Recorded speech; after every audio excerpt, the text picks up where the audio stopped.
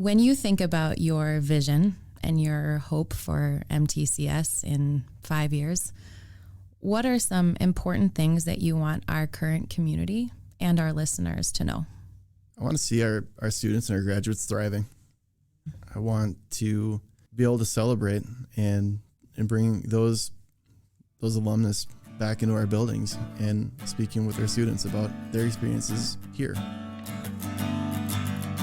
Hello, and welcome to You Matter Here, our Minnesota Transitions Charter School podcast, where we elevate the voices of our people, dig deeper into our big ideas, and explore how we show up for ourselves and each other in order to make magic happen. I am your host, Wendy Lorenz-Walraven, the Director of Equity and Diversity here at MTCS. My hope is that as we spend time together, we will have an opportunity to explore 3 key questions. Who am I? Who are we? And who are we to each other? As it is the intersection of these questions that informs the assumptions we make, drives our behavior, and impacts our relationships with ourselves and with others.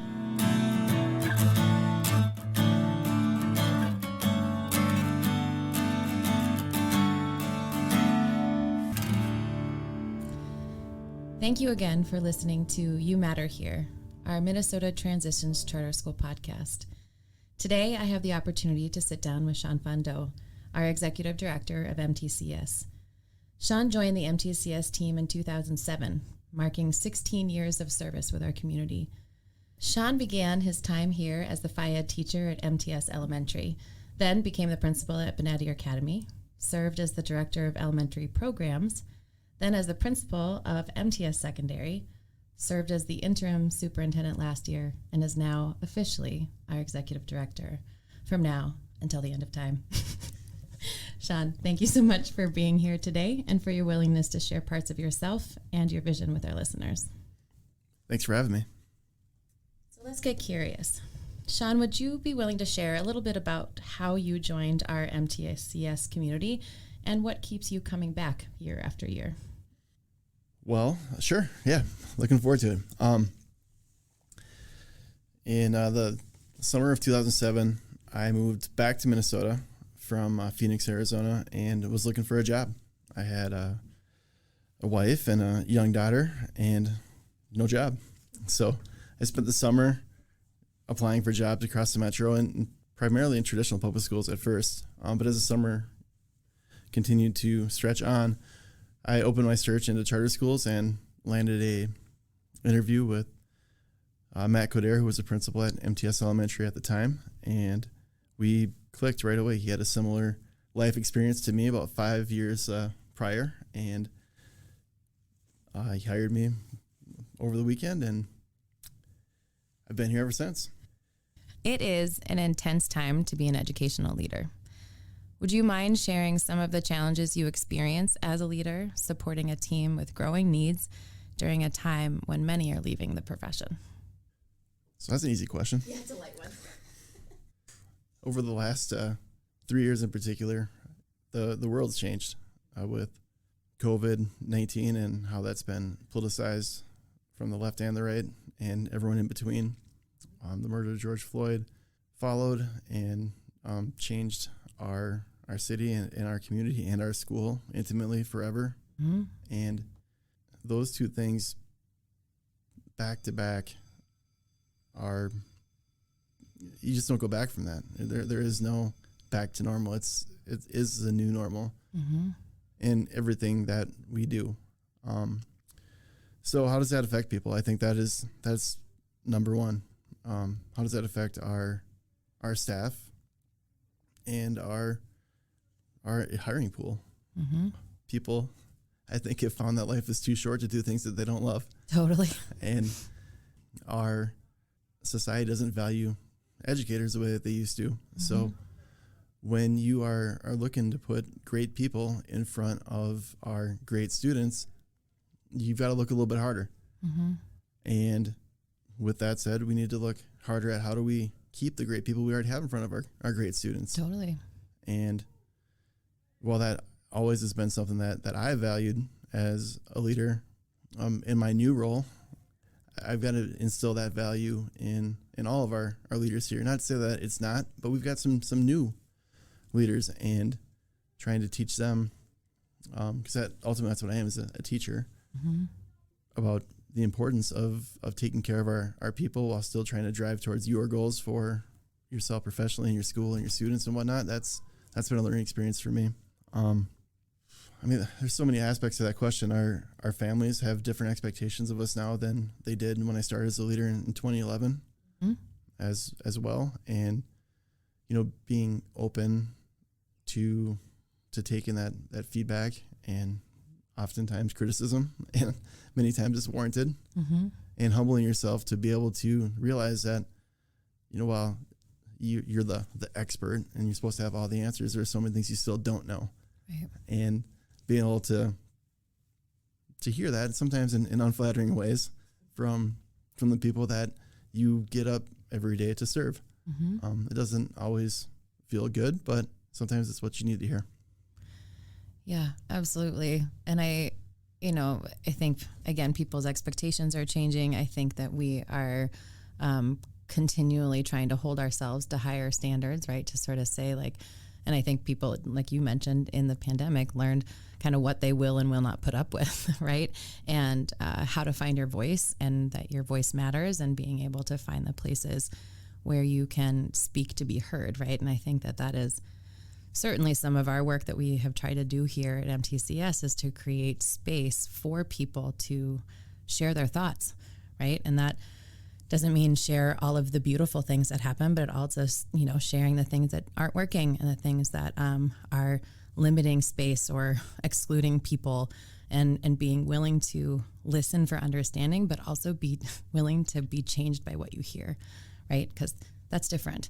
And I think that is something that I have definitely seen from you, is your willingness to sit, to be uncomfortable, to hold space, to listen to perspectives, and really genuinely trying to find those points of understanding, those sort of parallels with, kind of your hopes and your dreams, but you're also willing to change what those are based on what you hear, right? And I've seen that from you again and again and again. And that, I think, is really, truly an attribute to what you bring to this community as a leader. Thanks. I want to create schools that would be good enough for my kids, and our families have very high expectations for us. So with that being my standard, and our families telling me what their standard is, how do we get our staff to come along with us while still taking care of them and their needs at the same time? And that's really what the job is. Yeah, absolutely. Which, again, like you talked about, is increasingly difficult when people have such a different capacity, I think, for work, for trying to find their own balance, for trying to find ways of taking care of themselves. I think increasingly in education, where we have very little time throughout our day to take care of ourselves, right? And there's sort of this continued expectation to, like, hopefully you take care of yourself when you leave so that you're all good when you come back, and really recognizing that that's just, like, not super realistic either, right? And that I think we have to find ways as a community to nurture people and to help take care of people while they're here, so that they can do more of that when they get home, to return with some kind of rejuvenation or preparedness to be able to kind of take the next step forward, right? And I think that's particularly challenging right now for everybody. So while there are, speaking of responsibility, while there are many layers of responsibility that can weigh you down, what are some of the ways that you keep your balance and maintain your inspiration to keep trying to create the educational environment, again, where all children can thrive, and where the adults feel seen, heard, and valued? One of the big things I've really focused on is getting out of my office and being present in our buildings. I have had many leaders in my 25-ish years in education at this point that you never see, or you've never heard speak, or you just don't really value the way that they do their job. I pride myself in not asking our staff to do things that I wouldn't do or haven't done already. And so whether that is sitting in a PD or picking up garbage or cleaning bathrooms or, working with students. That it's grounding. So when you're walking into P's during cosmetology class, or you're doing lunch at MTS Elementary or otherwise, seeing our students and their energy and their vibrance, and how do you not come and give your all every day? Mm-hmm. I mean, yes, about balance. That's a constant battle with two teenagers myself. I've been married for 21 years and here for 16. Sometimes what you need personally or I need personally is third or fourth on the list. So I think I've got checkpoints when I get to a certain spot that, all right, I need to slow down and start taking care of myself and make sure I get back in the gym or otherwise. And even that, I think, is a certain level of modeling. If I can show that taking care of myself is important to me, hopefully other people on staff see that and try to find time to do the same. I think that that's a really powerful piece, that modeling, because as an educational leader, people are watching you all the time.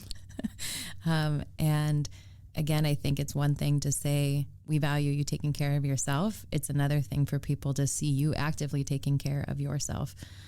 Because again, I think we can say that all we want to people, but if we aren't doing that for ourselves, again, people notice that, but also I think it gives permission in a certain kind of way, right? If someone's like, yeah, I saw Shawn in the gym this morning.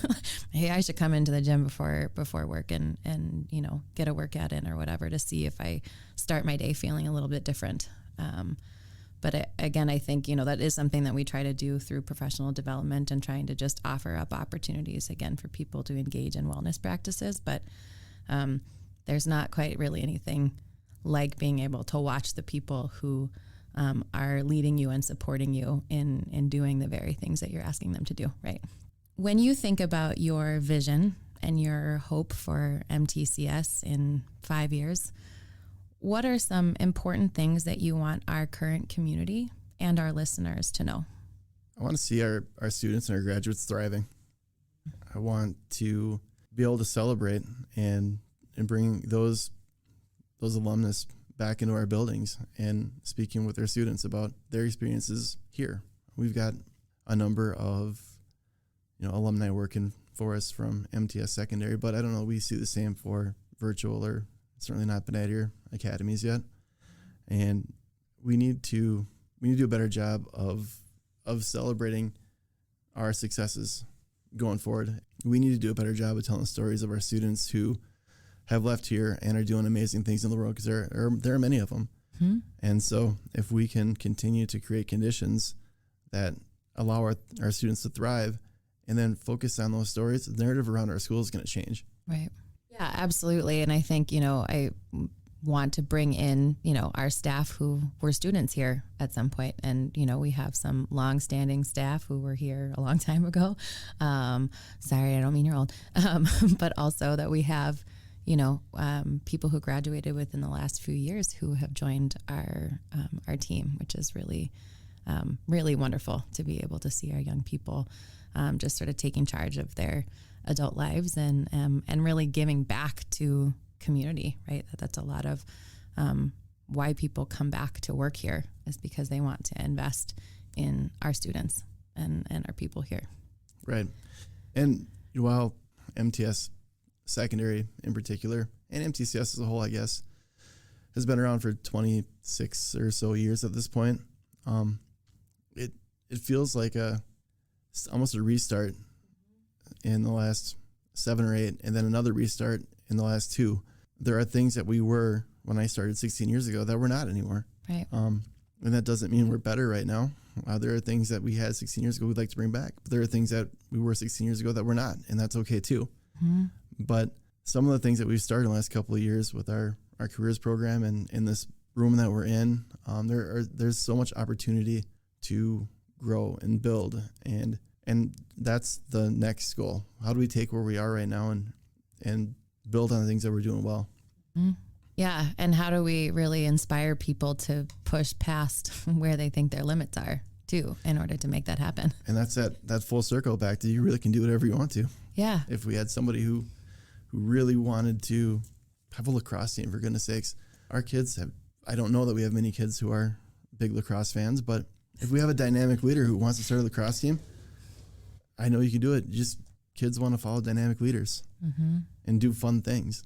Yep. So lacrosse kind of becomes a sideshow. It's everything that leads into it that goes along with it. So, and lacrosse is just a placeholder for anything, but it's the people that make the place. And that was the message when this place was destroyed. It's not the building, it's not the things, it's the people. And that's the students, the families, the staff, the alumni, the community. That's what makes us strong. Absolutely. And I think I've seen some really beautiful coming together as a community, even when we are collectively hurting and processing and trying to find our balance, find the things that we connect to. And again, I think that is something that we value here at MTCS, is that genuine connection, really, and being able to center people's humanity, right? And I think I'm grateful that you mentioned that you have some checkpoints for yourself, but that's also are surrounded by people who will make sure you take care of yourself too. I mean, that is what we do here for each other, is be able to recognize when we're thriving and when we need some extra supports in order to be our best selves, right? Those are the questions I have for you. Is there anything else that you really feel like would be important for our listeners to know or to hear from you? MTCS serves people where they are, whether it's our East African community, the students who walk into our MTS or MTS elementary buildings, our online programs, Pease Academy, and without any one of those programs, we're not the same. It would be like a hand with four fingers. You're missing something. And it's been a lot of fun to be able to just go and pop in, sit on staff meetings, say hello to people, get to know them. It's a different capacity in which you get to know people now, but it's good. It's fun, and it gives perspective to who we are, what we're doing, why we're doing it. Yeah. Yeah, I think, being a member of MTCS, I think is one of the best things that you have available to yourself is to practice flexibility and adaptability, right?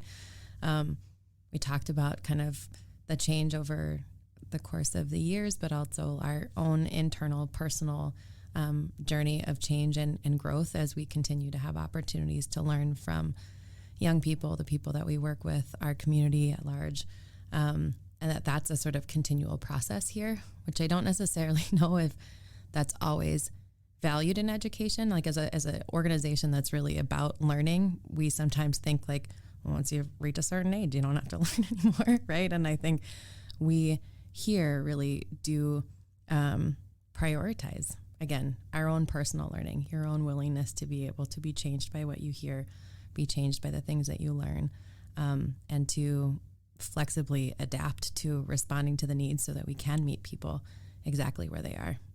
And then learn what matters to them, what matters to community, what matters to kids, and then really be able to create the support so that they can reach those own individual goals, right? That it isn't something that's prescribed for them. Obviously, we have ideas about how to be a successful adult in the world, but our young people are teaching us all the time about what that actually looks like in the current day, right? And how we can better support them here. The key is, are we listening? And are we willing to do something about it? Definitely. I'm thinking of a couple of stories when I came to MTCS in August of 2007.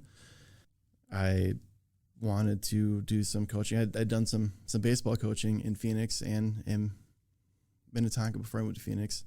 And I had some athletes in those spaces. And in Minnetonka, I coached some kids who were all Metro eventually. I was a JV coach out there. And then in Phoenix, I coached 5 different kids who ended up being drafted over time. At one point, I had the starting right fielder and starting second baseman for the College World Series were kids that I coached in 8th grade at ASU. It was fun. We won a lot of games. That's the hope, right? there might be a middle school in northern Phoenix that has my name on the wall a few times for winning 5 straight championships. I have to go visit those. But that's assuming it's still there. I've been back here for a long time now. They may have changed their decor. Maybe. Coming here, I was asked to coach some basketball teams, and I was a hockey player, not a basketball player. But that was fun getting to know some students in a different way. I ran into Jalen Hollins, one of my basketball players, just at a basketball tournament 3 weeks ago, something like that, right before winter break. And you remember me? Yeah, I remember you. How's it going? You know, how's your sister? How's your mom doing? Kind of stuff, which is awesome. Again, another reason why we do the job, right? Mm-hmm. The MTS baseball team was an afterthought in the world of MTS athletics at the time. We had a state championship caliber basketball team. We had a couple D1 athletes, and so I talked to the great Justin Burcham, who was our athletic director at the time, and said, "Hey, I want to coach." So he says, "All right, you can go coach." So I show up for the first day of practice, and we've got a group of mostly gentlemen. I think there was a couple of ladies as well that were going to play baseball, which was cool. But they could hardly play catch, and there was not much of a schedule. I think they had 9 games on the schedule. The uniforms were T-shirts that didn't match. Some of them had sleeves, some of them didn't. Some had Wolves softball on them. We would show up to a game with always 9 players, but it was usually a different 9, and we had different hats, shirts, pants. I think baseball pants were optional. It was a joke, and compared to what our basketball team had, warm-ups, uniforms, they looked good. They had a schedule, they had practices. It just didn't sit well with me, and so I spoke with Justin at the time and said, "I'll come back, but I got to be the head coach, and we're going to do it this way."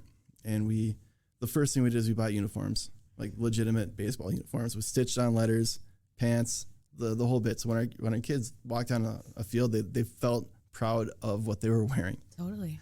And we did a little fundraiser, and all that money, I think we sold ESPN the magazine subscriptions, and anybody who sold 2 of them got a pullover, and then they had their swag. So they were advertising for our team, and we went, that first year that I was here with the ragtag group of kids who were, again, awesome.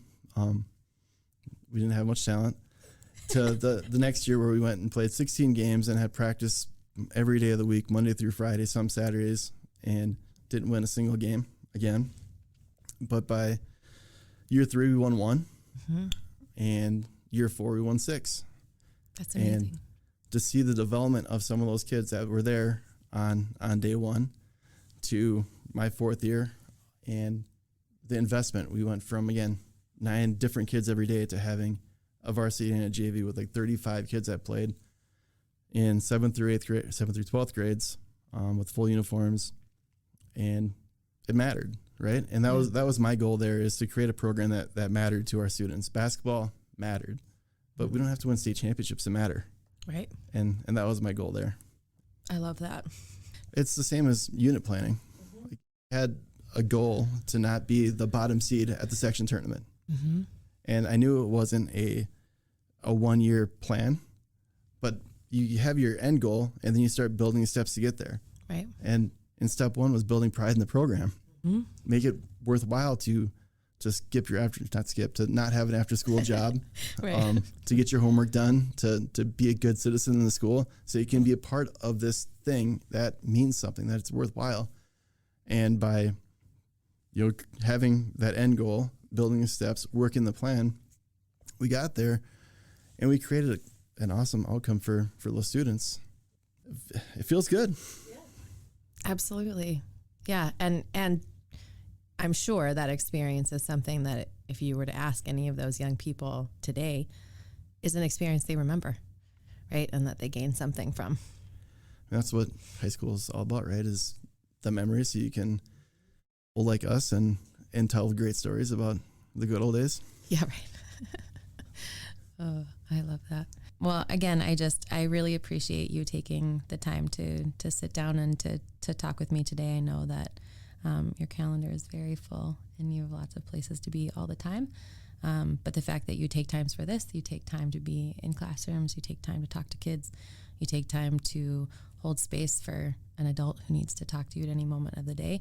And that's part of the gift that you bring here. So thank you for all that you do here and for our community, because we couldn't do any of it without you. Thank you. It's been my pleasure. Happy to do it again sometime. Good, you will.